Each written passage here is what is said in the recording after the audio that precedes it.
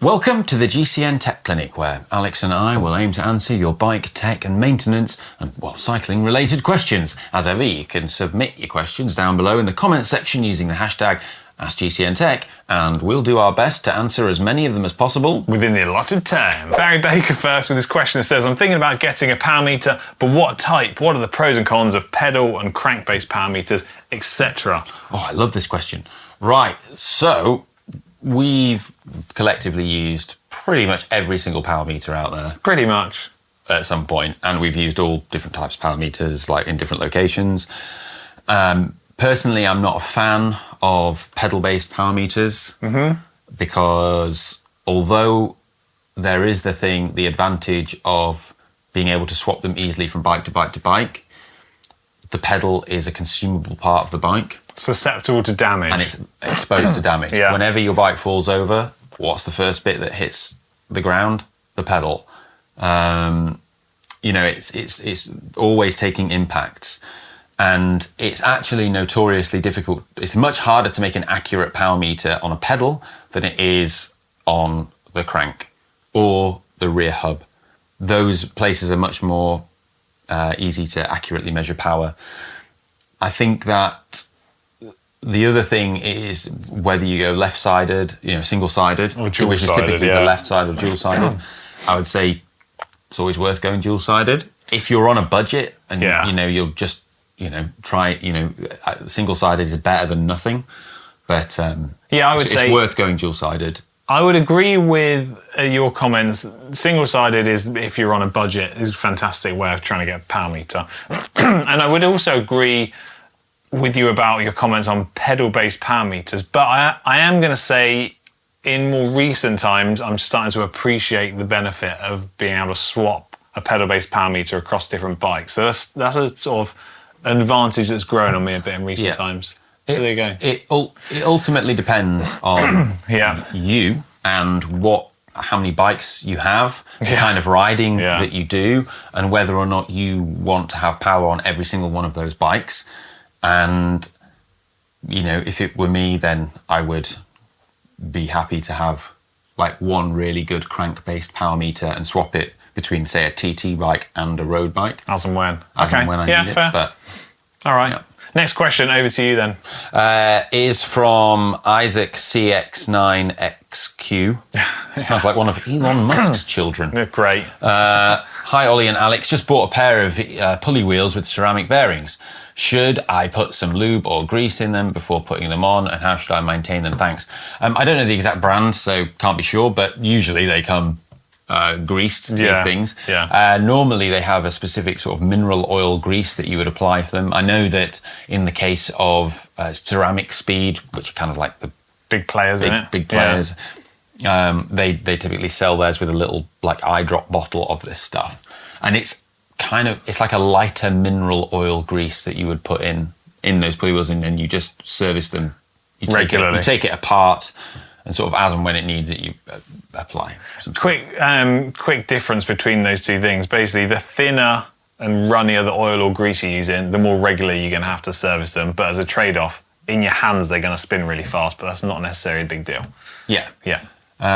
You could use a heavier grease in there if you want, but it's not going to spin as freely in your hand when not the end of the world. Reels. If it was me, I would use a good quality premium grease and then just accept the fact that you're going to need to service it every now and again. When you clean your bike, listen to them. I love this. Mechanic, also mechanic, 767, they say, hello you two. Ollie recently made a video about upgrades and talks about replacing the pulley wheels to something higher end if you use Shimano 105 or a lower grade group set. I run a 10-speed Tiagra cassette and was wondering if Ultegra or Dura-Ace pulley wheels for bigger cassettes are going to be a problem if I put them on my 10-speed Derailleur. Well, the first thing you need to consider is just how many teeth are on the pulley wheels. And even if they're like 1 or 2 teeth larger than what you currently have in your derailleur, you can just adjust the B-limit screw on the derailleur to account for that. And provided there's not a huge difference in size, you shouldn't run into any issues with the chain fouling on the cage. I'm still pretty sure you will be able to get 10-speed Dura-Ace ones. Or 10-speed Ultegra ones. Yeah, actually, yeah, all find those. Or aftermarket ones that are made by another brand that are like of that higher spec that have the key thing is that they have a bearing in them rather than the bushings. Yeah, I'm in complete agreement with you there. Okay, JJPPSS555. I'm currently stripping down and rebuilding an old basic road bike to try and learn some bike mechanic skills. Cool. When riding the bike, I found climbs a bit of a challenge due to the gear ratio. So currently they've got a 50 and a 34, a 7-speed freewheel, which is a 14 to 28. Is there anything that they can do to make climbing a bit easier? I've seen different freewheel sets that have an 11 to 34. I'm not sure this would be compatible with the current setup. I'm not seeing any other chainring options. Simple answer, use a bigger sprockets on the cassette. It's going to make climbing a little bit easier. That's the easiest thing. And I would say if your current setup is a 28, you might just about get away with a 34. It depends if that derailleur is right on its capacity limit or not. Without knowing that stuff, kind of hard to say. But I got a feeling that you'd be okay with that. You just need to make your chain longer. Nice. Yeah. Kinley Bollinger next saying, I've switched to wax chains on all my bikes. Woo! However, for school, I may be moving to a very rainy place. Should I consider running a wet lube when I move or continue with my wax chains? I've only lived in a dry climate, so it's a very new... I mean, it depends how rainy we're talking. If I've moved to... Well... Seatoller, the wettest place in England. Yeah, or Spain. Not many schools there, though. Or Spain, the wettest place last week when I tried to be on holiday. Yeah. I mean, I find that when we're like, well, we've done this, when we're in winter here in the UK and it's raining all the time, as we've had recently, we run like a lube, like a wet lube, like the Synergetic on the chains. Yeah, it just leaves, it's a bit more forgiving in those conditions when you haven't got to immediately jump on like bike maintenance and chain maintenance. You know, if you're riding to school, you're going to leave your bike probably out in the rain a little bit. So I think an oil-based, like good quality oil-based lube. And for like a commuting in a wet environment where you're not cleaning your bike a lot, the wet lube is a good way to go. Yeah. Okay, Tom Owen next say they plan on rotating chains around, so they've always got a freshly waxed chain. As Ollie's talked about before, when doing this, how many times can you get away with reusing quick links, Shimano 12-speed 105s, if that makes a difference? The answer I'm going to say here, officially, is once. Unofficially, I'm going to say it depends. But in my experience, I've probably used them between 5 and 10 times over again. Essentially, it's just, if it doesn't have like a positive engagement and click when you put it back on the bike, you're going to need to replace it. Well, the other thing I would add to that is, yes, while Shimano say their guidance is one time on theirs, KMC, a couple of other brands, I think Whipperman, make reusable quick links, which they say can be used like, I can't remember what the figure is, but it's definitely more than once. It's not indefinitely, but a lot more than once. Yeah. That does pain me when brands say there's a single-use item. And you're like, surely, come on. You can use a KMC quick link on a Shimano chain. Yeah. It works fine. Yeah. Next question is Gabrielle HG88, who says, Dear GCN team, you guys are great. Oh, great comment. Love that. Was that all of it? Yeah. Thanks, Mum. I recently got my first new generation bike, a Canyon Ultimate CF SL7. Nice. And I'm the happiest person. This comes with a lot of first things for me. So carbon frame, first disc brakes, first through axles. Today, I would like to ask you how I should handle the axles if I take the wheel off to clean my bike. Do I clean them? Do I grease them? What about the cylinder of the hub? Should I rinse through it? Thanks a lot. Any advice? Great. Thanks. Bye. Love you. Bye. Okay, so you can just simply wipe the through axles with a microfiber cloth, bit of degreaser on there. And if you really are doing a thorough clean, you can then apply a little bit of just grease onto them, just to help with corrosion. Yeah. And you could clean inside the barrel of the hub if you really wanted to. Some sort of, soft brush. A soft brush, you don't want a harsh brush in there. Yeah. Would be fine. But generally speaking, I find that with through axles, I don't have to do anything to them. Never. I very rarely clean the actual through axle and inside the barrel of the hub. I don't really get much dirt in there. No. I would say you do want a little bit of grease on the thread though, and it's not going to do any harm to have it across the through axle in general. No. But you don't need much, or it's going to attract dirt to stick to. That is it's a pretty sort of robust system, isn't it? Okay, push 2 pedals next. They say, are you more aero with someone on your wheel? If so, could someone attempt an hour record with a person in the draft?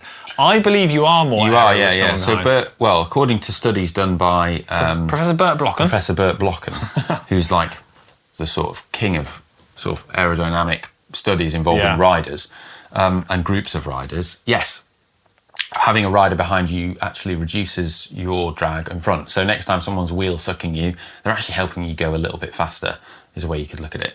So, that does give you a slight drafting benefit. Interesting fact. So could someone attempt an hour record with another person in the draft? No, I don't believe you could if you're doing a solo record. Not officially, anyway. Not officially, no. Because at that point, you might as well just be sat behind motor pacing.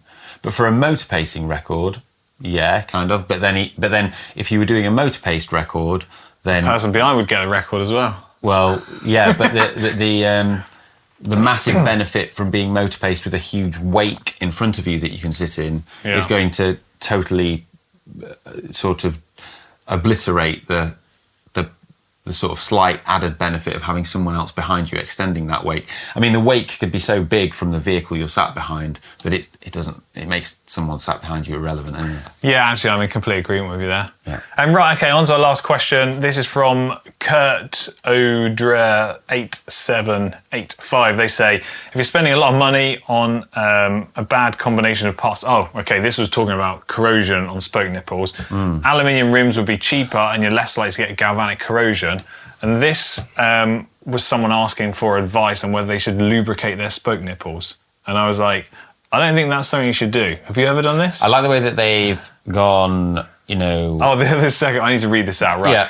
Even if you try to wash and dry after every ride, there's always going to be bits of salt and water left that slowly eat your nipples, brackets, in a non-sexy way. Thanks for clarifying. So the original question was, you just don't need to lubricate your spoke nipples. No. Aluminium will corrode over time, and that is an unfortunate byproduct of just using it as a material for a spoke nipple. Traditional wheel builders and old school bike mechanics will say spoke nipples should always be brass. Yeah, and you can, when you clean your bike and you say you've got water on there, just wipe it dry with a towel. Get a really good thing that I use is specifically a drying towel. Like they're very popular with cars. What a nerd. No, they're very popular for people cleaning cars, because when you don't want to leave like a load of water spots on your car, and so people wipe the car dry with a drying towel, and because you get the little residue left as well if there's stuff in the water.